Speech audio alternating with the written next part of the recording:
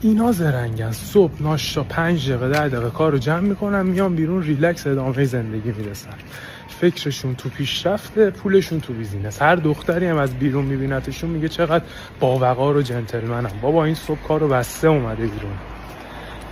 گروه دوم پسرا شب کارو جمع میکنن. بندگان خدا روزو از دست میدن. از صبح بیدار شو دم اینو ببین، دم اونو ببین، اینو بخندون، به این دایرکت بده، ببر بیار، هزینه کن، رستوران فلان. آخرم هیچی شب باید بیاد کارو جمع کنه.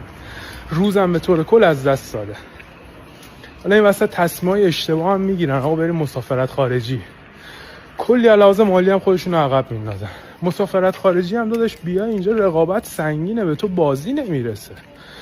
باید بری باز هزینه کنی تا کارات بشه. اونم یکی در میون مریضی میگیرین دیگه، هیچی دیگه باید برگردی درتو بذاری. این 10-12 ساعت به جنبی مسیر زندگی تغییر میکنه.